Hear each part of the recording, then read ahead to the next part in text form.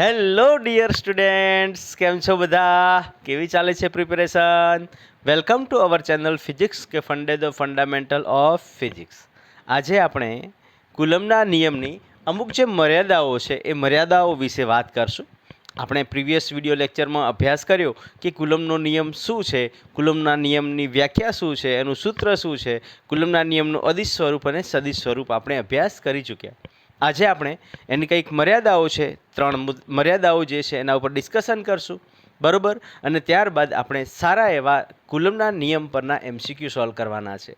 તો એક આખું લેક્ચર જે કહેવાય કે MCQનું અલગથી બનાવશું. આના સિવાય આમાં પણ આપણે MCQ લેવાના છે અને આના સિવાય પણ એક એક્સ્ટ્રા લેક્ચર બનશે જેમાં માત્ર ને માત્ર સારા એવા નીટમાં પૂછાઈ શકે એવા JEE એડવાન્સ લેવલના જે કહેવાય કે MCQ આપણે સોલ્વ કરવાના છે. તો નોટ અને પેન લઈને બેસી જાઓ. હું જે લખાવું છું એ મારી સાથે સાથે લખતા જાઓ. ચલો, તો આપણે વાત કરવાની છે કુલમના નિયમની મર્યાદાઓ. બેટા, આપણને ખ્યાલ છે કે કોઈ પણ નિયમ હોય છે ને તો એની કંઈક મર્યાદાઓ હોય છે અને કંઈક એની લિમિટેશન્સ હોય છે. એ લિમિટેશન્સ શું છે એને આપણે સમજવાની છે. અહીંયા કુલમનો નિયમ છે, એની કંઈક જે કહેવાય કે લિમિટેશન એટલે કે મર્યાદા છે ને એ કઈ કઈ મર્યાદા છે એને આપણે સમજવાની છે. ઓકે, તો સૌથી પહેલી જે કુલમના નિયમની મર્યાદા છે એ મર્યાદા શું છે? તો કે ભાઈ, કુલમનો નિયમ છે ને એ માત્ર ને માત્ર બિંદુવત વિદ્યુતભારો પર જ લાગુ પડે છે. કુલમનો નિયમ જે છે એ માત્ર ને માત્ર બિંદુવત વિદ્યુતભારો પર જ લાગુ પડે છે. તે વિતરિત થયેલા વિદ્યુતભારો પર લાગુ પડતો નથી. શેના પર લાગુ નથી પડતો? વિતરિત થયેલા વિદ્યુતભારો પર લાગુ પડતો નથી. ફોર એક્ઝામ્પલ, કોઈ મોટો ગોળો છે, ગોળા ઉપર સમાન રીતે વિદ્યુતભારોનું વિતરણ થયેલું છે. કોઈ સળિયો છે, સળિયા ઉપર સમાન રીતે વિદ્યુતભારોનું વિતરણ થયેલું છે. તો ત્યાં કુલમનો નિયમ લાગુ પડતો નથી. હા, લાગુ આપણે પાડી શકીએ છીએ, પણ એના માટે કંઈક કન્ડિશન્સ લેવી પડે છે. એ કન્ડિશન્સને પણ આપણે અહીંયા ડિસ્કશન કરશું. ઓકે, તો સૌથી પહેલો પોઈન્ટ લખું છું હું અહીંયા કે કુલમનો નિયમ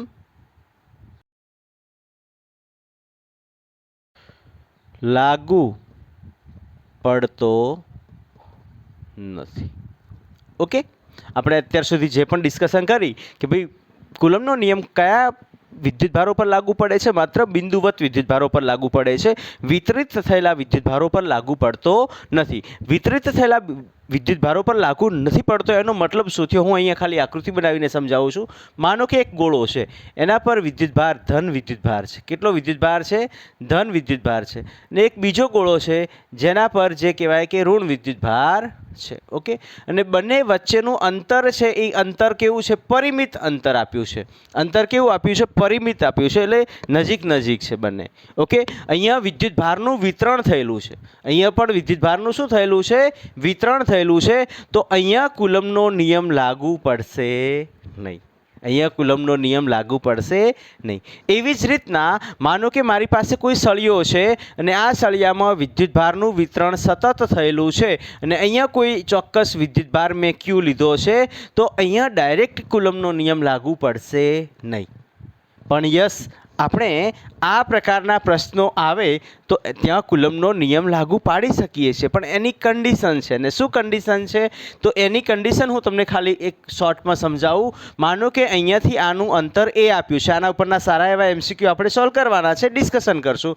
અને અહીંયા આપણે જે કહેવાય કે નાનો એક સૂક્ષ્મ ભાગ લીધો, બરાબર. અહીંયાથી માનો કે X અંતરે, ક્યાંથી? તો Q સ્મોલ વિદ્યુતભાર છે, મતલબ બિંદુવત વિદ્યુતભાર છે, ત્યાંથી X અંતરે મેં એક સૂક્ષ્મ ભાગ લીધો જેનો વિદ્યુતભાર કેટલો છે? DQ છે. તો હવે આ DQ છે એ તો બિંદુવત થઈ ગયો કે નહીં? ચલો, આના પરનો કુલ વિદ્યુતભાર જે છે એ તો વિતરિત થયેલો વિદ્યુતભાર છે, એ આપણે નહીં લઈ શકીએ. પણ જે DQ છે એ વિદ્યુતભાર કેવો વિદ્યુતભાર થઈ જાય છે? બિંદુવત વિદ્યુતભાર થઈ જાય છે. એટલા માટે આ બિંદુવત વિદ્યુતભાર અને આ બિંદુવત વિદ્યુતભાર વચ્ચે આપણે કુલંબીય બળ લગાવી શકીએ છીએ, પણ વિતરિત થયેલા વિદ્યુતભાર પર આપણે કુલંબીય બળ લગાવી શકવાના નથી. ક્લિયર અહીંયા સુધી? ચલો, આગળની વાત કરીએ આપણે. ઓકે, ચલો, તો આગળની આપણે વાત કરીએ. જો આ મગજમાં ક્લિયર થઈ ગયું કે ભાઈ કુલમનો નિયમ માત્ર ને માત્ર બિંદુવત વિદ્યુતભારો પર જ લાગુ પડે છે. એ વિતરિત થયેલા વિદ્યુતભારો પર લાગુ પડતો નથી. વિતરિત થયેલું વિદ્યુતભાર એટલે શું?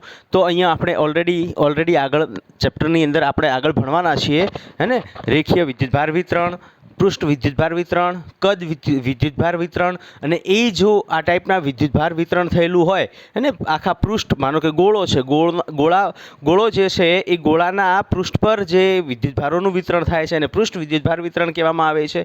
એ ટાઈપના પ્રશ્નોને કઈ રીતના સોલ્વ કરો, ત્યાં આપણે કુલમનો નિયમ કઈ રીતના લગાવવાનો, તો ત્યાં કુલમનો નિયમ લગાવવા માટે આપણે સૂક્ષ્મ ખંડો ધારી લઈશું અને પછી એ ટાઈપના જે પ્રશ્નો હશે ને પ્રશ્નોને સોલ્વ કરશું. આપણે ગૌસનો નિયમ જ્યારે ભણશું ને ત્યારે એની અંદર આપણે આ બધા વિતરિત થયેલા વિદ્યુતભારોનું પણ કુલમનો નિયમ લાગુ પાડીને કઈ રીતના સોલ્વ કરી શકીએ છીએ એની આપણે ડિસ્કશન કરવાના છીએ. તો એ જ્યારે આપણે કરશું ત્યારની વાત છે. અત્યારે જસ્ટ આ વાત મગજમાં રાખવાની છે કે જ્યારે સૂક્ષ્મખંડને ધ્યાનમાં લેશું તો સૂક્ષ્મખંડ બિંદુવત થઈ જશે ને, આ પણ બિંદુવત, તો અહીંયા આપણે કુલમનો નિયમ લાગુ પાડી શકીએ છીએ. પણ આ આખા સળિયા દ્વારા આના પર લાગતું બળ આપણે જે કહેવાય કે મતલબ ડાયરેક્ટ મેળવી શકતા નથી. ત્યાં ડાયરેક્ટ F બરાબર K Q1 Q2 upon R square direct લખી શકીએ નહીં, કેમ કે અહીંયા વચ્ચેનું અંતર છે R, આના પરનો Q A, આના પરનો વિદ્યુતભાર કુલ Q છે, આના પરનો વિદ્યુતભાર Q છે, તો અહીંયા આપણે F બરાબર K Q upon A square લખી શકીએ નહીં. કેમ કે જેમ અંતર વધતું જાય છે એમ ચાર્જ બદલાતો જાય છે, વિદ્યુતભાર બદલાતો જાય છે. પણ આ જે છે ને આ વસ્તુ એપ્લાય થશે નહીં. પણ આપણે અહીંયા F બરાબર K Q DQ by X square લખી શકશું. ખ્યાલ આવી ગયો કે નહીં? કેમ કે આ પણ બિંદુવત થઈ જશે ને આ પણ બિંદુવત છે, તો બે બિંદુવત વિદ્યુતભારો વચ્ચે બળ લાગે છે, તો આ લખી શકાશે, આ લખી શકાશે નહીં. ક્લિયર અહીંયા સુધી? ઓકે, તો આ ખાલી તમને સમજવા માટે મેં જસ્ટ રિલેશન આપ્યું છે. અહીંયા કોઈ વિદ્યુત બળ લાગશે નહીં. ક્યાં? તો વિતરિત થયેલા વિદ્યુતભારો પર કુલંબીય બળ જે છે અથવા કુલમનો નિયમ લાગુ પાડી શકાતો નથી. તો હવે આપણે બીજા મુદ્દાની વાત કરી લઈએ. બીજા મુદ્દામાં શું કહે છે કે કુલમનો નિયમ માત્ર સ્થિર વિદ્યુતભારો પર જ લાગુ પડે છે. ઓકે, કુલમનો નિયમ માત્ર સ્થિર વિદ્યુતભારો પર જ લાગુ પડે છે. હવે આની અંદર 2-3 કિસ્સાઓ આવે છે. જો સ્થિર વિદ્યુતભારો પર લાગુ પડે છે એનો મતલબ શું, એને આપણે 3 કિસ્સાઓમાં સમજશું. પહેલો કિસ્સો, અને કિસ્સો આને અંદર આપણે 3 કિસ્સાઓને સમજવાના છે. એમાં કિસ્સો નંબર 1, પહેલા કિસ્સામાં માનો કે આપણી પાસે એક વિદ્યુતભાર છે જેનું નામ છે Q1, એક વિદ્યુતભાર છે જેનું નામ છે Q1 અને બીજો વિદ્યુતભાર છે જેનું નામ છે Q2. આ બંને વિદ્યુતભારો કેવા છે? સ્ટેશનરી છે. બંને વિદ્યુતભારો કેવા છે? સ્ટેશનરી. બંને વિદ્યુતભારો કેવા છે? સ્થિર છે. બંને વિદ્યુતભારો કેવા છે? સ્થિર છે. જો આ બંને વિદ્યુતભારો સ્થિર હોય તો અહીંયા કુલમનો નિયમ લાગુ પડશે. અહીંયા કુલમનો નિયમ લાગુ પડશે. ક્લિયર બેટા? જો પહેલા કિસ્સામાં વિદ્યુતભાર Q1 અને Q2 બંને સ્થિર હોય તો જો સ્થિર વિદ્યુતભારો પર જ લાગુ પડે છે એનો મિનિંગ શું થાય છે ને એને આપણે ડિસ્કશન કરવાના છીએ, એની વાત કરીએ. બંને વિદ્યુતભારો સ્થિર હોય, Q1 ને Q2 બંને સ્થિર હોય તો કુલમનો નિયમ લાગુ પડશે. વાત કરીએ બીજા કિસ્સાની, કિસ્સો નંબર 2.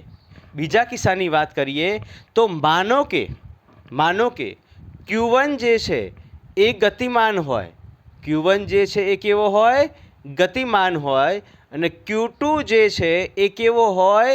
સ્થિર હોય. આવા કિસ્સામાં પણ કુલમનો નિયમ લાગુ પડશે. કુલમનો નિયમ લાગુ પડશે. આવા કિસ્સામાં પણ કુલમનો નિયમ લાગુ પડશે. ફોર એક્ઝામ્પલ, આપણી પાસે ધન ન્યુક્લિયસ છે, એની બાજુ ઇલેક્ટ્રોન શું કરે છે? ભ્રમણ કરે છે. તો અહીંયા આ ભ્રમણ કરે છે કોઈ ચોક્કસ કક્ષામાં, એની પાછળનું કારણ કયું છે? અહીંયા લાગતું વિદ્યુતીય બળ, અહીંયા લાગતું કુલંબીય બળ. અને કિસ્સો નંબર 3 જે ખૂબ જ મહત્વનો છે કે ભાઈ બંને ગતિમાન હોય. કિસ્સો નંબર 3 બંને કેવા હોય? આ Q1 જે છે એ પણ ગતિમાન હોય અને Q2 જે છે એ પણ ગતિમાન હોય, બંને જો ગતિમાન હોય ને તો કુલમનો નિયમ લાગુ પડશે નહીં. બંને જો ગતિમાન હોય તો કુલંબનો નિયમ લાગુ પડશે નહીં. ક્લિયર બેટા? અહીંયા સુધી 3 કિસ્સા ધ્યાનમાં લેવાના છે. જો બંને વિદ્યુતભારો સ્થિર છે, બંને વિદ્યુતભારો સ્થિર છે તો કોઈ ચિંતા નહીં, કુલમનો નિયમ લાગુ પડશે. જો એક વિદ્યુતભાર સ્થિર છે ને એક વિદ્યુતભાર એની આસપાસ ભ્રમણ કરે છે, એટલે કે એક વિદ્યુતભાર સ્થિર છે ને એક વિદ્યુતભાર ગતિમાન છે, તો એના બંને વચ્ચે કુલમનો નિયમ લાગુ પડશે. પણ જો બંને વિદ્યુતભારો ગતિમાન હોય, એટલે કે Q1 ને Q2 બંને કેવા હોય? ગતિમાન હોય, તો કુલમનો નિયમ બંને ગતિમાન વિદ્યુતભારો હોય તો એના ઉપર બંને વચ્ચે કોઈ કુલંબીય નિયમ લાગુ પડવાનો નથી. ખ્યાલ આવી ગયો બેટા? કુલંબીય નિયમ એટલે F બરાબર K Q1 Q2 upon R². લખી નાખો ફટાફટ. એના પછી એક છેલ્લો ટોપિક પોઈન્ટ લઈ લઈએ ને ત્યારબાદ આપણે MCQ સોલ્વ કરવાના છે. ઓકે ચલો બેટા, લખાઈ ગયું? હું ઇરેઝ કરી દઉં છું. ચલો તો હવે નેક્સ્ટ ત્રીજા નંબરની મર્યાદા છે. ત્રીજા નંબરની મર્યાદા શું છે એની આપણે વાત કરીએ કે જો બે વિદ્યુતભારો વચ્ચેનું અંતર, જો બે વિદ્યુતભારો વચ્ચેનું અંતર 10⁻13 થી 10⁻15, ઓકે 10⁻13 થી 10⁻15 મીટરની રેન્જમાં હોય. ખ્યાલ આવ્યો? કે આપણે જસ્ટ 10⁻13 કે 10⁻14 કે 10⁻15 પણ લઈ શકીએ છીએ. 10⁻15 મીટરની રેન્જમાં હોય તો ત્યાં કુલંબીય બળ લાગુ પડતું નથી. કુલંબીય બળ નહીં, કુલમનો નિયમ લાગુ પડતો નથી. હા, ત્યાં સ્થિત વિદ્યુત બળ લાગુ પડે છે, ત્યાં સ્થિત વિદ્યુત બળ હોય છે, પણ કુલમનો નિયમ લાગુ પડતો નથી. F બરાબર K Q1 Q2 upon R² વાળું સૂત્ર આપણે એપ્લાય કરી શકશું નહીં. ચલો સમજીએ કઈ રીતના છે. ઓકે, કુલમના નિયમની જે ત્રીજી મર્યાદા છે કે જો R is less than 10⁻15 metre, અહીંયા ઘણીવાર -13 લખેલું હોય છે, તો એનાથી ગભરાવાનું નહીં, એનાથી ગભરાવાનું નહીં. 13, 14, 15 લખેલું હોય, તમને જે ઓપ્શન આપ્યા હશે ને એવી રીતના આપ્યા. 13 આપ્યું હશે તો 4 ઓપ્શન 13ના ફોર્મેટમાં જશે. 14 આપ્યું હશે તો 4 ફોર્મેટ 14ના ફોર્મેટમાં હશે. 15 આપ્યું હશે, પણ જનરલ આપણી NCERT બુકના એકોર્ડિંગ હે ને R is less than 10⁻15 metre આવે છે. ઓકે, તો આપણે NCERTને ચીપકી રહીશું. જો R is less than 10⁻15 metre, okay, આરનું મૂલ્ય એટલે કે બે વિદ્યુતભારો વચ્ચેનું અંતર 10⁻15 મીટર કરતાં ઓછું હોય તો કુલમનો નિયમ લાગુ પડશે નહીં. ઓકે, હોય તો કુલંબનો નિયમ લાગુ પડશે નહીં. ઓકે, આને આપણે સાદી ભાષામાં કહીએ, જો સાદી ભાષામાં બે વિદ્યુતભારો વચ્ચેનું નહીં. ખ્યાલ આવી ગયો બેટા? જો બે વિદ્યુતભારો વચ્ચેનું અંતર સ્મોલ r એ 10⁻15 મીટર, 10⁻15 મીટર કરતાં કેવું હોય? ઓછું હોય, તો કુલંબનો નિયમ લાગુ પડશે નહીં. ક્લિયર અહીંયા સુધી? ઓકે, તો આ થઈ જશે 3 મર્યાદાઓ. કુલમના નિયમની મહત્વની 3 મર્યાદાઓ હતી. હા, આની અંદર એક નોટ મારે લખાવવાની છે, પોઈન્ટ લખાઈ દઉં છું. ઓકે, અહીંયા આપણે વાત કરીએ કે ભાઈ અહીંયા કુલમનો નિયમ લાગુ નથી પડતો, તો શું કોઈ વિદ્યુતીય બળ નથી લાગુ પડતું, અથવા શું ત્યાં કોઈ વિદ્યુતીય બળ નથી? વિદ્યુતીય બળની હાજરી છે કે નહીં એની આપણે જો વાત કરીએ ને તો અહીંયા સ્થિત વિદ્યુત બળ તો લાગુ પડે છે, પણ કુલમનો નિયમ અહીંયા આપણે એપ્લાય કરી શકવાના નથી. ક્લિયર? તો આપણે અહીંયા લખી શકીએ કે અહીં સ્થિત વિદ્યુત બળ તો લાગે જ છે, સ્થિત વિદ્યુત બળ લાગે જ છે, પરંતુ તેને કુલંબના નિયમથી શોધી શકાતું નથી. જેમ F બરાબર K Q1 Q2 upon R² થી આપણે શોધી શકવાના, કુલંબના નિયમથી શોધી શકાતું નથી, શોધી શકાતું નથી. તો આના માટે કયા કોન્સેપ્ટ આવશે, શેનાથી શોધી શકાય છે, એ આપણે જે કહેવાય કે ન્યુક્લિયસમાં જ્યારે અભ્યાસ કરશું, ન્યુક્લિયસમાં એની અંદર ડીપમાં પરમાણુના ન્યુક્લિયસ આપણા ચેપ્ટર છે, ચેપ્ટર નંબર 13 અને 14 એનો 12 અને 13, જ્યારે એનો અભ્યાસ કરશું ત્યારે તમારા મગજમાં આ જે છે એ સ્પષ્ટ થઈ જશે. એટલે ચિંતા ના કરો, તમે અત્યારે જસ્ટ આ બાબતને ધ્યાનમાં રાખો. હવે એક મહત્ત્વની નોટ તમને લખાવવાની છે કે ભાઈ સ્થિત વિદ્યુત બળ, હે ને, સ્થિત વિદ્યુત બળ જે છે એ સ્થિત વિદ્યુત બળ કેવું છે, સંરક્ષિત છે કે અસંરક્ષિત છે? તો એ હું તમને જણાવી દઉં કે અહીં સ્થિત વિદ્યુત બળ જે છે, સ્થિત વિદ્યુત બળ એટલે કે ઇલેક્ટ્રોસ્ટેટિક ફોર્સ, હે ને, સ્થિત વિદ્યુત બળ જે છે એ સંરક્ષિત છે. કેવું છે? સંરક્ષિત છે. કેવું છે?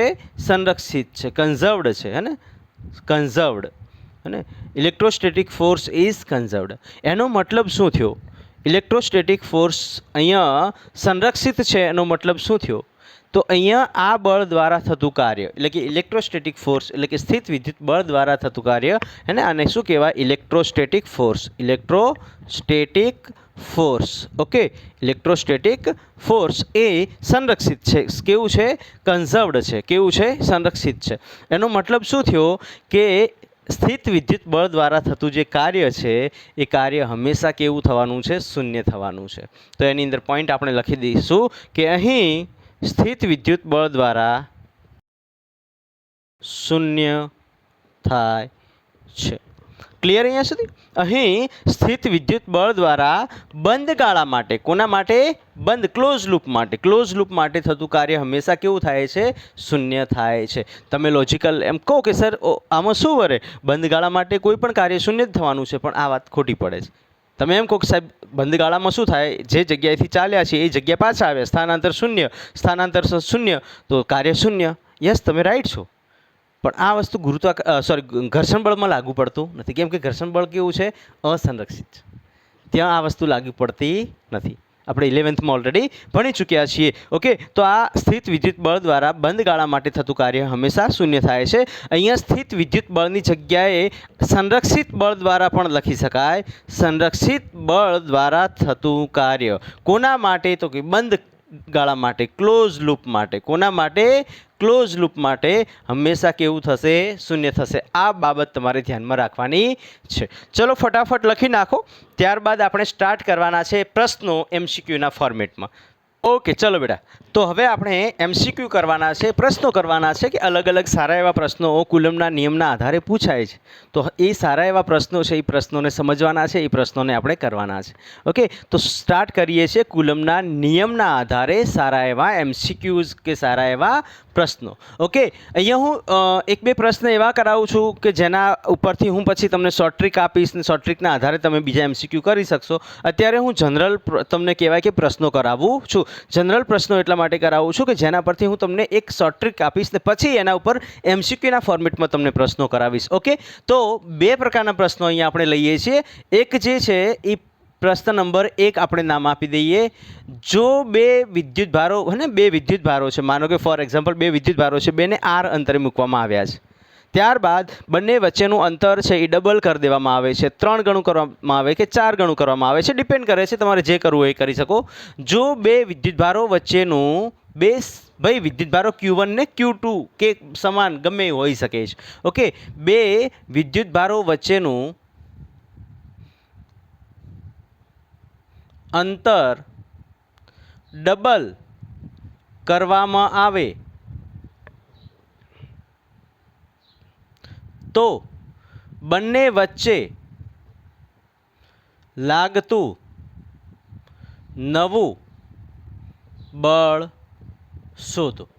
જો બે વિદ્યુત ભારો આપ્યા છે Q1 ને Q2, અથવા બે સમાન મૂલ્યના પણ હોઈ શકે છે, Q1 ને Q2 કે બંને સમાન મૂલ્યના પણ હોઈ શકે છે, એમની વચ્ચેનું અંતર છે એ ડબલ કરવામાં આવે. માનો કે પ્રારંભમાં આપણે માની લઈએ કે બંને વચ્ચેનું અંતર R છે, ને પછી એ અંતર 2R કરી દેવામાં આવે છે, એટલે કે ડબલ કરી દેવામાં આવે છે, 2R કરી દેવામાં આવે છે, ત્યારે નવું બળ કેટલું મળે છે, એટલે એના ઉપર ડિસ્કશન કરવાની છે. ફોર એક્ઝામ્પલ આપણી પાસે બે વિદ્યુત ભારો છે Q1 અને Q2. ઓકે, Q1 અને Q2. આ બંને વિદ્યુત ભારો વચ્ચેનું જે અંતર છે એ અંતર માનો કે R છે. એ અંતર કેટલું આપ્યું છે આપણને આર. તો આ બંને વચ્ચે લાગતું બળ જે છે એ બળ કેટલું લાગવાનું છે તો એફ બરાબર કે Q1 Q2 upon R square. આને આપણે ઇક્વેશન નંબર આપી દઈશું 1.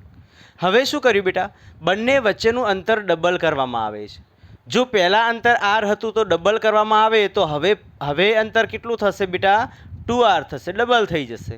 હવે પછીનું અંતર કેવું થઈ જશે 2r, એટલે કેવું થઈ જશે ડબલ થઈ જશે.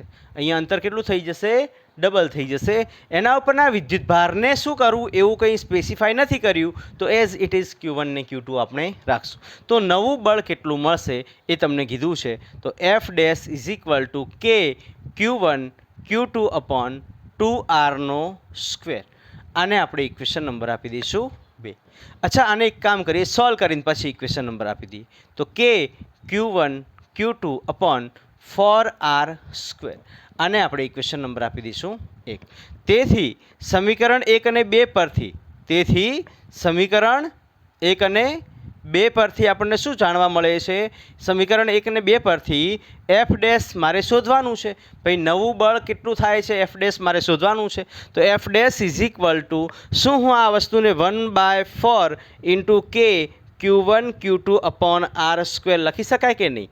ઓકે, તો કે Q1 Q2 upon R square છે એ અહીંયા કેટલું આપ્યું છે એફ આપ્યું છે. તેથી આ કેટલો જવાબ આવશે F/4. તો એફ ડેશ બરાબર મને શું મળશે F/4. એફ ડેશ બરાબર મને શું મળશે F/4. ઓકે, ચલો એની જગ્યાએ અહીંયા જે અંતર છે એ 3 ગણું કરી દીધું હોત તો 3r કરી દીધું હોત તો તમે થોડુંક જોતા રહેજો.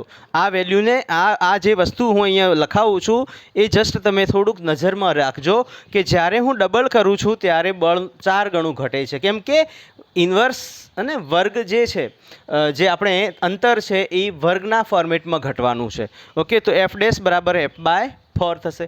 માનો કે 3r કરી દઉં છું તો એફ ડેશ બરાબર શું થશે કે Q1 Q2 અપોન 3rનો વર્ગ. તો કે Q1 Q2 અપોન 9rનો વર્ગ ને એને સોલ્વ કરશું તો એફ ડેશ બરાબર 1/9 કે Q1 Q2 upon R square. અને આ જે છે એ કોના બરાબર છે? એફના બરાબર છે. તો 1/9 into F, or we can say F/9. તો એફ ડેશ તમને શું મળ્યું અહીંયા F/9. તો એફ ડેશ બરાબર થશે F/9. ક્લિયર અહીંયા સુધી? ઓકે, હવે જુઓ, આનું માનો કે મારે એક જનરલ ઇક્વેશન બનાવવું હોય, શોર્ટ ટ્રીક એક બનાવવી હોય, તો એ શોર્ટ ટ્રીક કઈ રીતના બની શકે છે? તમે દરેકની અંદર થોડુંક કોમન પોઈન્ટ જુઓ કે અહીંયા જ્યારે મેં ડબલ મતલબ 2 ગણું કર્યું છે, જ્યારે n કેટલા ગણું મતલબ અંતર છે એ n ગણું કરવામાં આવે છે ત્યારે બળ છે એ nના વર્ગ ગણું ઘટે છે. માનો કે આ એફને હું આવી રીતના 2નો વર્ગ લખી શકું. અહીંયા આ એફની નીચે હું 3નો વર્ગ લખી શકું કે ન લખી શકું? તો માનો કે આને અંતરને n ગણું કરવામાં આવે તો મારી પાસે નવું બળ મળશે. એને અંતર, જો અંતર અહીંયા આ પોઈન્ટ અહીંયા લખાવું છું. ઓકે, જો બંને વિદ્યુતભારો વચ્ચેનું નવું બળ એટલે કે એફ ડેશ કેટલું મળશે આપણને? નવું બળ એટલે કે એફ ડેશ કેટલું મળશે? એફ ડેશ બરાબર F/nનો વર્ગ. ક્લિયર અહીંયા સુધી? એફ ડેશ બરાબર F/nનો વર્ગ. એટલે જે પ્રારંભમાં જે બળ છે એના કેટલા ગણું ઘટી જશે? તો જેટલા ગણું અંતરમાં વધારો કરવામાં આવે છે એટલા ગણાના વર્ગ જેટલું ઘટી જશે. એટલે આપણે આને આવી રીતના લખી શકીએ કે જો અંતર જે છે એ અંતર કે અચ્છા આને આપણે નીચે લખીએ, હે ને, આવી રીતના લખી શકીએ જે અંતર છે, હે ને, અંતર જે છે કોના વચ્ચેનું? 2 વિદ્યુતભારો વચ્ચેનું અંતર જે છે એ nr કરી દેવામાં આવે, એટલે કે n ગણું વધારવામાં આવે તો બળ જે છે એ નવું બળ આપણને એફ ડેશ બરાબર શું મળશે? F/n² મળશે. બરાબર, જો અંતર nr કરવામાં આવે તો. ક્લિયર અહીંયા સુધી? ઓકે, ચલો તો આ ફટાફટ લખી નાખો. આના ઉપરના એમસીક્યુ તમને સરળતાથી સમજાય એટલા માટે એમસીક્યુ તમે કોઈ પણ લઈ શકો. ફોર એક્ઝામ્પલ, ચલો આપણે આ પહેલો જ પ્રશ્ન સોલ્વ કર્યો એની વાત કરીએ. 2 ગણું કરવામાં આવે તો બળનું મૂલ્ય કેટલું થશે? F/4. 3 ગણું કરવામાં આવે તો બળનું મૂલ્ય કેટલું થશે? F/9. 4 ગણું કરવામાં આવે તો F/16. ઓકે, નવું બળ કેટલું થશે એ તમને કીધું છે. નવું બળ કેટલું થશે એ તમને કીધું છે. જો બળમાં થતો ફેરફાર કીધો હોય તો નવું બળ માઇનસ પ્રારંભિક બળ એ તો તમે તમારી રીતે કરી શકો છો, ફેરફાર કીધો હોય તો. ફટાફટ લખી નાખો. ત્યારબાદ આપણે વાત કરીએ, જો બે વિદ્યુતભારો વચ્ચેનું અંતર જે છે એ અડધું કરવામાં આવે તો બંને વચ્ચે લાગતું નવું બળ શોધો. લખી નાખો ફટાફટ. લખાઈ ગયું? ઓકે, ચલ. તો આ વસ્તુ ઇરેઝ કરું છું હું. લખાણ એઝ ઇટ ઇઝ રાખું છું. બે વિદ્યુતભારો વચ્ચેનું અંતર જે છે એ અડધું કરવામાં આવે. કેટલું કરવામાં આવે? ડબલની જગ્યાએ અહીંયા હું શું લખું છું? અડધું કરવામાં આવે તો બંને વચ્ચે લાગતું નવું બળ શોધો. પહેલાં બંને વચ્ચેનું અંતર માનો કે અહીંયા કેટલું હતું? આ Q1, આ Q2 અને આ બંને વચ્ચેનું જે અંતર આપ્યું હતું એ અંતર આપણને કેટલું આપ્યું હતું? R આપ્યું હતું, માનો કે પ્રારંભમાં. પછી બંને વચ્ચેનું અંતર જે છે એ શું કરી દેવામાં આવે છે? અડધું. Q1 અને Q2 વિદ્યુતભાર ધરાવતા, મતલબ બે વચ્ચેનું જે અંતર છે એ અંતર કેટલું કરી દેવામાં આવે છે? અડધું કરી દેવામાં આવે છે. તો પ્રારંભમાં જે બળ લાગતું હતું F બરાબર K Q1 Q2 upon R², અને નવું બળ F ડેશ બરાબર K Q1 Q2 upon R/2 નો વર્ગ. R/2 નો વર્ગ. R/2 નો વર્ગ એટલે શું થશે? K Q1 Q2 upon R²/4. છેદનો છેદ ક્યાં જશે? અંશમાં જશે. તો F ડેશ બરાબર શું થશે? 4K Q1 Q2 upon R², અને 4K Q1 है ને સમીકરણ નંબર 1 ને સમીકરણ નંબર 2. તો F ડેશ અને સમીકરણ 1 અને 2 પરથી આપણે અહીંયા લખી દઈએ થોડું. સમીકરણ 1 અને 2 પરથી આપણને શું મળે છે? તો કે ભાઈ F ડેશ બરાબર 4 times of F. 4 times of F. ખ્યાલ આવી ગયો કે નહીં? માનો કે આ જે અંતર છે એ R/3 કર્યું હોત, એટલે કે 3 ગણું ઘટાડ્યું હોત. અડધાની જગ્યાએ 3 ગણું ઘટાડ્યું હોત. R/3 કર્યું હોત, 3 ગણું ઘટાડ્યું હોત તો રિલેશનમાં શું ફેરફાર થોત? આ જે છે અહીંયા R નો વર્ગ હતો ઉપર જશે, તો અહીંયા તમે જોશો ને તો એક જનરલ ઇક્વેશન મળશે આપણને. જો R/3 કરવામાં આવે છે તો શું થાય? તો પ્રારંભમાં તો આ બળ હતું જ, પછી શું કર્યું છે? તો F dash is equal to K Q1 Q2 upon R/3 નો વર્ગ. 3 નો વર્ગ એટલે 9 થશે, એટલે 9 ઉપર જશે, છેદનો છેદ ઉપર જતો રહેશે. K Q1 Q2 upon R², અને K Q1 Q2 upon R² શું આપ્યું છે આપણને? પ્રારંભિક બળ.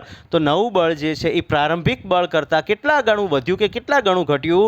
તો કે 9 ગણું થઈ જાય છે, જે છે તમારું નવું બળ. પ્રારંભિક બળ કરતાં કેટલા ગણું થઈ જાય છે? 9 ગણું થઈ જાય છે. બહુ મસ્ત મસ્ત પ્રશ્નો આના ઉપર બનવાના છે, તમે થોડુંક ધ્યાનથી અહીંયા સમજજો. હવે તમે જુઓ, આની અંદર કોમન જે પહેલાં સિસ્ટમની આપણને કોમન મળી હતી એવી રીતના આના પર કોમન સિસ્ટમ શું મળે છે? તો F ડેશ બરાબર, અહીંયા મેં અડધું કર્યું છે. અડધું એટલે ભાગ્યા 2 કર્યું છે. જ્યારે હું અડધું કરું છું તો બળ 4 ગણું થાય છે. એટલે શું હું અડધું કરું છું એટલે કે 2, Nનું મૂલ્ય 2 લઉં તો 2 નો વર્ગ ગુણ્યા F લખી શકું. F ડેશ બરાબર શું? અહીંયા F ડેશ બરાબર 3 નો વર્ગ ગુણ્યા F લખી શકું છું. લખી શકાય ને? તો અહીંયા તમે જુઓ, જો 3 ગણું ઓછું કરવામાં આવે છે તો 3 નો વર્ગ, 2 ગણું ઓછું કરવામાં આવે છે તો 2 નો વર્ગ. એવી રીતના આપણી પાસે એક નવું ઇક્વેશન મળશે કે જો બે વિદ્યુતભારો વચ્ચેનું અંતર R/n ગણું કરવામાં આવે, હે ને? R/1/n ગણું, તમે R/ અથવા 1/n ગણું પણ લખી શકો છો. 1/n ગણું કરવામાં આવે તો બંને વચ્ચેનું નવું બળ કેટલું થશે? તો આના આધારે આપણે એક નવું સૂત્ર મેળવી શકીએ છીએ. F ડેશ બરાબર n² F. ક્લિયર અહીંયા સુધી? એટલે કે જ્યારે અંતર જે છે એ અંતર n ગણું ઘટાડવામાં આવે, એટલે કે 1/n ગણું કરવામાં આવે, 1/n ગણું કરવામાં આવે છે, ત્યારે બેટા બંને વચ્ચેનું જે નવું બળ છે એ નવું બળ કેટલું મળે છે? તો કે F ડેશ બરાબર n² F જેટલું મળે છે. ઓકે, જો અંતર 1/n ગણું કરવામાં આવે તો બળ જે છે એ n² × F જેટલું મળે છે. ક્લિયર અહીંયા સુધી? માનો કે અડધું કરવામાં આવે છે તો અડધાનો વર્ગ એટલે કે અડધું એટલે 1/2, 1/2 એટલે 2 નો વર્ગ એટલે 4 ટાઈમ્સ થઈ જશે. જો 3 ગણું ઘટાડવામાં આવે છે તો 3નો વર્ગ એટલે 9 ગણું થઈ જશે. જો 4 ગણું ઘટાડવામાં આવે છે તો 4નો વર્ગ 16 ગણું બળ થઈ જશે. કેમ કે આપણે જોયું કે F બરાબર આપણી પાસે ફોર્મ્યુલા શું છે, F બરાબર KQ1 Q2 અપોન R². અંતર અને બળ વચ્ચે ઇન્વર્સ છે, મતલબ બળ અને અંતર જેમ જેમ વધશે એમ બળ ઘટશે, પણ વર્ગના સ્વરૂપે એ ઘટશે, ને અંતર જેમ જેમ ઘટશે એમ બળ વધશે, વર્ગના સ્વરૂપે વધશે. તો એના ફોર્મેટમાં આપણે આ બે જે કહેવાય કે સૂત્રો લીધા છે અને શોર્ટ ટ્રીક પણ લીધી છે. આ જે ભાગમાં આગળ પહેલી હતી એ પણ શોર્ટ ટ્રીક હતી ને આ પણ શું છે, શોર્ટ ટ્રીક છે. તો આના ઉપર શોર્ટ ટ્રીક લખી નાખજો. ઓકે, અને ફટાફટ લખી નાખો.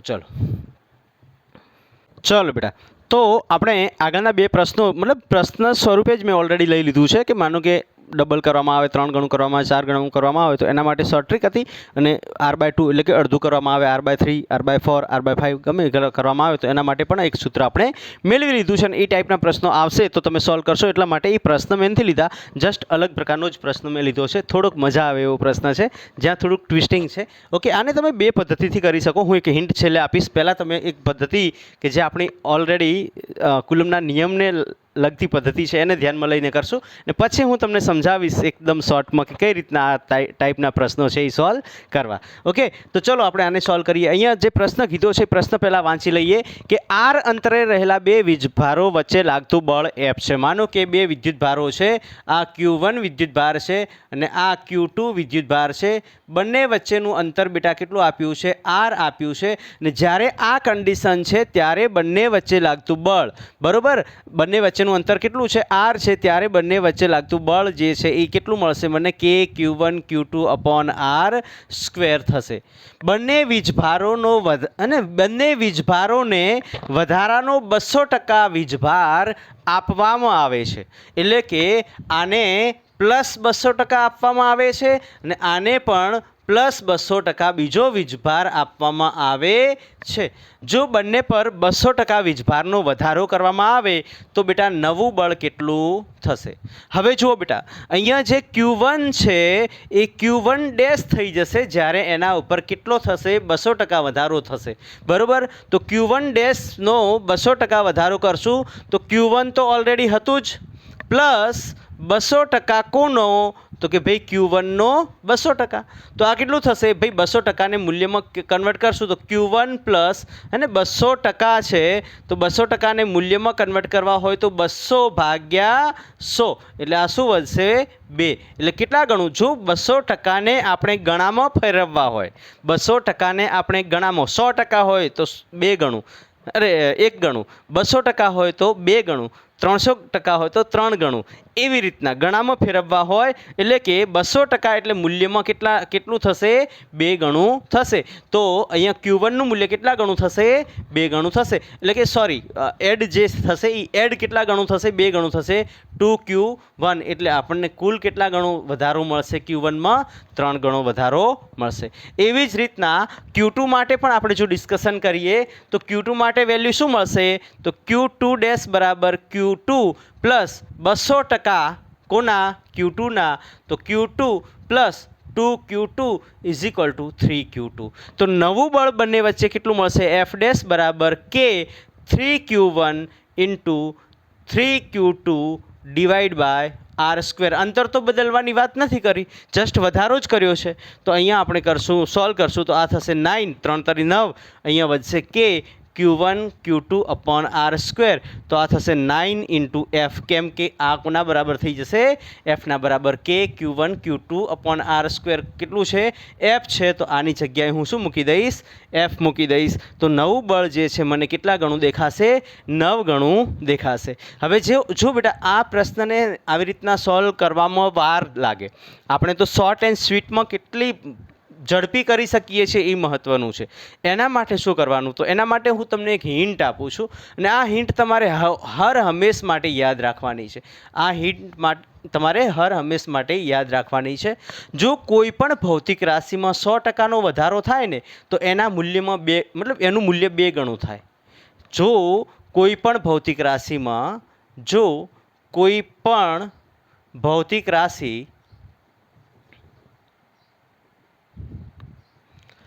100%નો વધારો થાય તો તેનું મૂલ્ય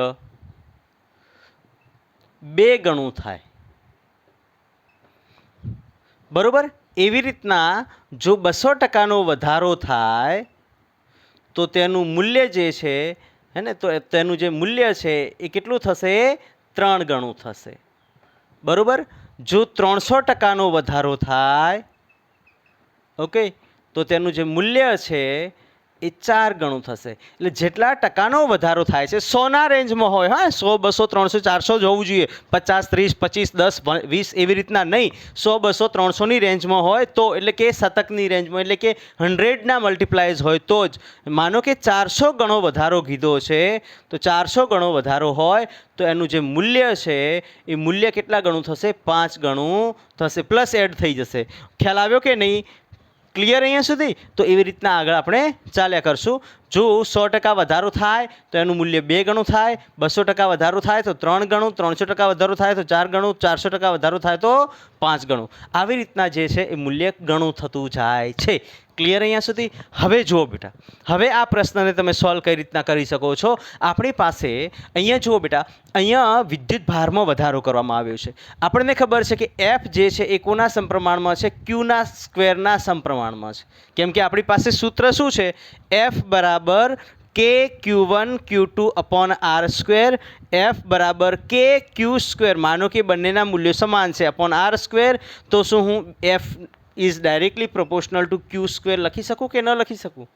લખી શકાય ને? લખી શકાય. જો ક્યુના હવે તમે જુઓ બેટા, ઓલરેડી Q1 ને Q2 સરખા એવો સ્પેસિફાઈ શબ્દ નથી કીધો, એટલા માટે મેં પદ્ધતિ કરાવી છે. પણ માનો કે સરખા ના હોત અને Q1 ને Q2 હોત તો પણ સમપ્રમાણમાં કોના બરાબર થોત? Q1 અને Q2ના જ સમપ્રમાણમાં, Q1 ને Q2ના ગુણાકારના જ સમપ્રમાણમાં થોત ને, બરોબર કે નહીં? તો એ બંનેનો ગુણાકાર કરો તો 3 ગુણ્યા 3 થવાનું હતું. આપણને ખબર છે કે ભાઈ 200% વધારો તો મૂલ્ય 3 ગણું થાય. તો 3 ગણું મૂલ્ય થશે તો 3Q1 ઇન્ટુ 3Q2. તો એફ કોના સમપ્રમાણમાં થશે? 9Q અને 9Q1 Q2ના સમપ્રમાણમાં થશે. તો એફ કોના F dash, okay, F dash કોના સમપ્રમાણમાં થશે? 9 ઇન્ટુ એફ. ઓકે, ક્લિયર અહીંયા સુધી? તો આવી રીતના આપણે રિલેશન એને સમજશું. સિમ્પલ સાદી ભાષાની વાત કરું છું હું અહીંયા, કે આપણે જે કહેવાય કે 100% વધારો કીધો હોય તો મૂલ્ય 2 ગણું થશે. ને 2 ગણું થાય તો ક્યુ એફ કોના સમપ્રમાણમાં છે? ક્યુના સમપ્રમાણમાં. તો બળ કેટલા ગણું થઈ જશે? 4 ગણું થઈ જશે. ખ્યાલ આવ્યો? જો 200% વધારો થાય તો મૂલ્ય 3 ગણું થાય. જો 200% વધારો થાય તો મૂલ્ય 3 ગણું થાય તો 9 ગણું બળ વધશે. 300% તો 4 ગણું તો 16 ગણું બળ વધશે. 400% તો 5 ગણું તો 25 જે કહેવાય કે ગણું જે કહેવાય બળ જે છે એ વધવાનું છે. ક્લિયર અહીંયા સુધી? ઓકે, ચલો લખી નાખો ફટાફટ. એના પછી નેક્સ્ટ પ્રશ્ન લઈ લઈએ. ચલો બેટા, તો નેક્સ્ટ પ્રશ્ન બહુ જ મસ્ત પ્રશ્ન છે. આ પ્રશ્ન તમે જાતે સોલ્વ કરવાનો એક વખત પ્રયત્ન કરો. શું જવાબ આવે છે કમેન્ટ કરજો. ઓકે, ફટાફટ પહેલાં એને સોલ્વ કરવાનો પ્રયત્ન કરશું આપણે, હે ને? વિડીયોને પોઝ કરીને પ્રશ્નને સોલ્વ કરવાનો, જાતે સોલ્વ કરવાનો પ્રયત્ન કરશું. ઓલવેઝ એવી રીતના જ રાખવાનું કે ભાઈ જાતે આપણાથી મેક્સિમમ સોલ્વ થાય ને પ્રશ્નો, એ ટાઈપનો પ્રયત્ન આપણો હોવો જોઈએ હંમેશા માટે. ઓકે, ચલો. તો તમે પ્રશ્ન સોલ્વ કરવાનો પ્રયત્ન કર્યો છે, કંઈક જવાબ આવ્યો પણ હશે. ચલો આપણે જોઈ લઈએ શું જવાબ આવે છે. 8Q અને 6Q વીજભાર ધરાવતા સમાન ગોળાઓને, અહીંયા ગોળાઓ કેવા આપ્યા છે? સમાન આપ્યા છે. શબ્દ કયો વાપર્યો છે? સમાન. કદાચ સમાન ન વાપર્યો હોય ને ખાલી ગોળાઓ જ લખ્યું હોય તો પણ આપણે સમાન જ માનવાના છે. આ તમને ખાલી કહી દઉં, કેમ કે અસમાન શબ્દ હજી સુધી આવ્યો નથી ને આપણે સમાન ગોળાઓનો જ કોન્સેપ્ટ ભણવાના છીએ આગળ છેક સુધીનો. ઓકે, તો સમાન ગોળાઓને આર અંતરે રાખતા તેમના વચ્ચે લાગતું વિદ્યુત બળ જે છે એ કેટલું મળે છે? F મળે છે. હવે આ બંને ગોળાઓને એકબીજાના સંપર્કમાં લાવી છૂટા પાડતા નવું બળ F ડેશ કેટલું મળશે? પહેલી વાત કન્ડિશન શું કીધી છે? કે જ્યારે આટલો ને એ 8Q અને 6Q વીજભાર છે, 2 ગોળાઓ છે, હે ને? 2 ગોળાઓને આપણે સમજીએ. જ્યારે પહેલી કન્ડિશન છે 2 ગોળાઓ છે, એક પરનો વિદ્યુતભાર 8Q છે, બીજા પરનો વિદ્યુતભાર 6Q છે, અને બંનેને R અંતરે મૂકવામાં આવે છે. ત્યારે બંને વચ્ચે લાગતું બળ જે છે એ 8Q 6Q divide by R square મુજબ મળે છે. તો F ઇઝ ઇક્વલ ટુ આપણને કેટલું મળશે? 8 6 48, એટલે કે 48K Q square upon R square મળે છે. આને આપણે ઇક્વેશન નંબર આપી દઈશું 1. ઓકે, જ્યારે બંનેને કેવી રીતના જોડવામાં આવે છે? સોરી પહેલી કન્ડિશન જ્યારે 8Q અને 6Q વિદ્યુતભાર છે બંને પરનો, ત્યારે આપણને બંને વચ્ચેનું લાગતું બળ જે છે કંઈક 48kq²/r² મળે છે. હવે ઓપ્શનમાં જો તમને 48F લખેલું છે તો આવું 48 જોઈને ડાયરેક્ટ 48F ના કરતા. ઓકે, એનું કારણ છે. ઓકે, કેમ નહીં કરતા? કેમ કે આમાં શું થાય કે ઓપ્શન તમને એવા આપ્યા હશે ને જેથી તમે કન્ફ્યુઝ થાઓ અને તમે આ 48 કરીને આવી જાઓ. પણ તમે આગળ હજી વધો ત્યારે ખ્યાલ આવશે કે આ બંને ગોળાઓને એકબીજાના સંપર્કમાં લાવવામાં આવે છે. ફોર એક્ઝામ્પલ, આ એ ગોળો છે અને આ બી ગોળો છે. એ ગોળાને અને બી ગોળાને એકબીજાના સંપર્કમાં લાવવામાં આવે છે. જ્યારે બંનેને સંપર્કમાં લાવવામાં આવે છે ત્યારે બંને પરનો નવો વિદ્યુતભાર આપણને મળે છે અને એ નવો વિદ્યુતભાર બંને પરનો વિદ્યુતભાર કેટલો મળે છે? તો Q = A અને B બંને પરનો, એટલે કે એ પરનો, અને પછી એને છૂટા પાડવામાં આવે છે. ઓકે, પહેલાં બંનેને જોઈન કરી દેવામાં આવે છે અને પછી એને છૂટા પાડવામાં આવે છે. તો બંને પરનો જે નવો વિદ્યુતભાર મળે છે એટલે કે Q' જે આપણને મળે છે એ શું મળવાનો છે? તો આપણે આગળ ભણી ચૂક્યા ઓલરેડી, QA + QB/2. ખ્યાલ આવ્યો કે નહીં? ઓકે, બંનેનું ડિસ્ટ્રીબ્યુશન આપણને આવી રીતના મળશે. QA કેટલો આપ્યો છે? 8Q + 6Q/2. 8 ને 6 14Q/2. 14Q/2 એટલે 7Q થશે ને. 7 દુ 14, હે ને, 7 દુ 14, તો 7Q આપણને મળશે. હવે દરેક પરનો એ અને બી દરેક પરનો વિદ્યુતભાર કેટલો આપ્યો છે? 7Q. ક્લિયર? હવે આ બંને વચ્ચે લાગતું, બંનેને એકબીજાના સંપર્કમાં લાવી છૂટા પાડી નવું બળ અંતરેનું જ રાખવામાં આવે છે. બંનેને છૂટા પાડીને એ જ અંતરે રાખવામાં આવે છે. સ્પેસિફાઈ નથી કર્યું પણ એ જ અંતરે આપણે લઈ લેવાનું છે. ઓકે, તો નવું બળ આપણને કેટલું મળશે? તો F' = K 7Q × 7Q/r². તો આ થશે 7 મતલબ 7 49. ઓકે, અહીંયા મળશે આપણને 47 હે ને, 47 K QQ એટલે Q²/r². તો F' મને શું મળ્યું? આવી રીતના મળે છે ને આને આપણે ઇક્વેશન નંબર 2 આપી દઈશું. હવે સમીકરણ 2 ને સમીકરણ 1 વડે ભાગશું. કેમ કે મારે F' શોધવું છે. તો સમીકરણ 2 ને કોના વડે ભાગી નાખું? સમીકરણ 1 વડે ભાગી નાખીશ. તો સમીકરણ 2 ને 1 વડે ભાગશું તો F'/F, હે ને, F'/F = 49kq²/r²/48 kq²/r². આ kq²/r² ઉડી જશે તો આ વધશે 49/48. તો F' બરાબર શું થશે? આ F સામેની બાજુ જશે, 49/48 × F. આ તમારો જવાબ આવશે. ખ્યાલ આવી ગયો કે નહીં બેટા? ક્લિયર અહીંયા સુધી? તો આ તમને નવો મતલબ આ આન્સર મળશે ને તમારો જવાબ કયો આવશે? D will be the right answer. Clear અહીંયા સુધી? ચલો ફટાફટ લખી નાખો. ઓકે, ચલો તો આજનું લેક્ચર અહીંયા સુધી જ રાખશું. કેમ કે એના પછી આપણે ઘણા એવા સારા પ્રશ્નો લેવાના છે પણ એ પ્રશ્નો બધા બીજા લેક્ચરમાં લઈ લેશું, નેક્સ્ટ લેક્ચરમાં લઈ લેશું. ઓકે, એમાં સારા એવા પ્રશ્નો આપણે સોલ્વ કરવાના છે. આના પછીનું જે લેક્ચર બનવાનું છે એ કુલમના નિયમના, અત્યારે આપણે જે પણ પ્રશ્નો કર્યા છે એ તો કુલમના નિયમના આધારે છે જ, પણ એના સિવાય એક્સ્ટ્રા પ્રશ્નો આપણે કરવાના છે.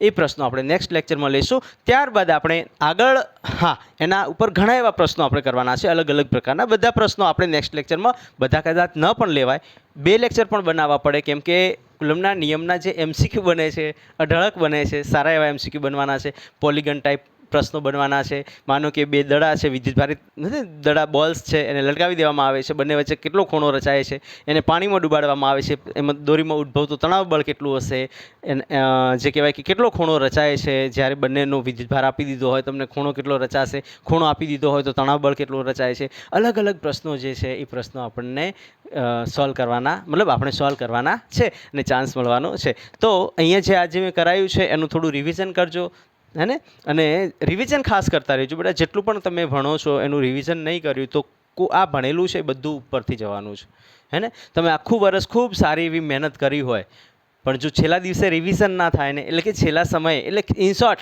તમે કેટલી મહેનત કરો છો એ કોઈ જોવાનું નથી, પણ તમારી મહેનતની પાછળ તમારું રિવિઝન કેટલું છે ને એના આધારે તમારા માર્ક્સ ઇન્ક્રીમેન્ટ થશે, એ પ્રમાણે તમારા માર્ક્સ વધશે. ઓકે, તો હંમેશા એક વાત યાદ રાખવાની, એ વાત કઈ યાદ રાખવાની છે કે હંમેશા રિવિઝનને વધારે પ્રાધાન્ય આપજો. ક્લાસમાં ભણ્યા પછી એનું રિવિઝન થવું જોઈએ ને થવું જ જોઈએ. રિવિઝન નહીં થયું તો ક્લાસમાં ભણેલું છે એ કંઈ કામનું નથી. ગમે એટલું સારું કોઈ પણ ટીચર ભણાવી દેશે, તમને ખૂબ સારું મજા આવતી હશે ક્લાસમાં, હા મજા આવે છે, કેટલું સરસ ભણાવે છે સાહેબ, એવું તમને થતું હશે, પણ એના પછી પણ તમારું રિઝલ્ટ નથી આવતું, તો ત્યાં ક્યાંક ને ક્યાંક જવાબદાર તમે ખુદ જ છો. કેમ કે જે સાહેબ ભણાવે છે એ સાહેબ કદાચ સારામાં સારું ભણાવે છે, પણ તમે જો રિવિઝન જ નહીં કરો તો એ સારામાં સારું ગમે એટલું સાહેબ ભણાવતા હશે એનો કોઈ મતલબ રહેતો નથી. ઓકે, તો બેટા હંમેશા ઓલવેઝ હું કહેતો રહું છું કે રિવિઝન કરતા રહેજો, જેટલું આપણે ભણાવવામાં આવે છે એટલું. ઓકે, રિવિઝન કરતા રહેજો, તમારી તબિયત સાચવજો. All the best.